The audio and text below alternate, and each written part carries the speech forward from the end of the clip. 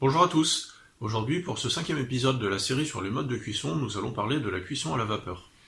Alors quand on parle de cuisson à la vapeur, ce qui vient à l'esprit tout de suite forcément, c'est les cocottes minutes, qui s'appellent en fait des autocuiseurs. En fait, cocottes minutes, c'est une marque déposée de la marque Seb, pour la petite histoire. Donc les autocuiseurs. Alors, la cuisson à la vapeur dans les autocuiseurs, c'est une cuisson qui se passe à une pression supérieure à la pression atmosphérique. En fait, la pression est typiquement de 1,8 bar. Donc voilà, il y a une soupape de sécurité qui sert aussi à réguler la pression à l'intérieur de la cocotte.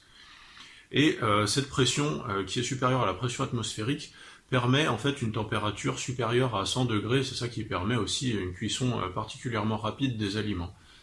Dans une cocotte minute, la température est typiquement de 118 degrés et elle peut même monter jusqu'à 140. Donc là, dans tous les cas, on se rend compte qu'on est au-delà des 110 degrés et pour cette raison, c'est un mode de cuisson qu'il vaut mieux éviter. Mais la cuisson à la vapeur ne se résume pas aux cocottes minutes puisqu'il y a aussi la vapeur douce qui est un mode de cuisson qui est beaucoup plus intéressant. Donc en fait, le principe de la vapeur douce, pareil, en fait, c'est une cuisson à la vapeur d'eau, mais qui a lieu à pression atmosphérique. Et ça fait une grande différence. L'eau ne peut pas dépasser à ébullition les 100 degrés.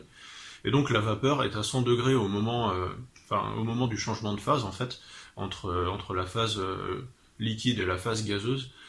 Et quand la vapeur arrive au contact des aliments, la température est même un petit peu inférieure à 100 degrés. Alors là, typiquement, on est entre 95 et 98 degrés au contact des aliments. Donc ça, c'est une très bonne chose.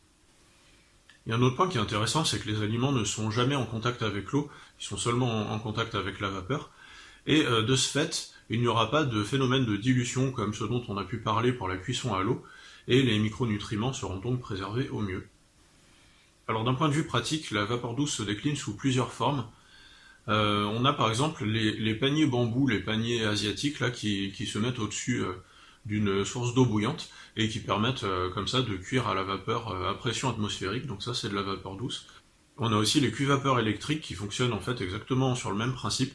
On a une cuve avec un élément chauffant qui fait bouillir de l'eau, et puis au-dessus on a des paniers qui sont souvent en inox et dans lesquels on dépose nos aliments qui seront donc cuits à la vapeur douce. Souvent, il y a plusieurs paniers qui peuvent s'empiler, ce qui est bien pratique puisque ça permet de cuire en fait plusieurs aliments en même temps, sans que les saveurs se mélangent. Et puis il y a aussi le vitaliseur développé par Marion Kaplan, qui est en fait la version ultime de l'ustensile dédié à la cuisson à la vapeur douce. Donc c'est un ustensile en inox, je pense, qui est constitué de plusieurs cuves et qui permet aussi de cuire plusieurs aliments sans avoir de mélange des saveurs. Il y a une subtilité, c'est que le vitaliseur a un dôme, enfin un couvercle en forme de dôme, qui évite en fait que la condensation retombe sur les aliments. Et donc avec cette géométrie particulière, les aliments ne sont vraiment jamais au contact de l'eau. Donc là on n'a vraiment aucun problème de dilution et ça permet d'avoir une conservation maximale des micronutriments. Mais dans tous les cas, les paniers bambou ou les cuits vapeur électriques, c'est très bien aussi. Dans tous les cas, la vapeur douce, c'est vraiment un mode de cuisson que je recommande.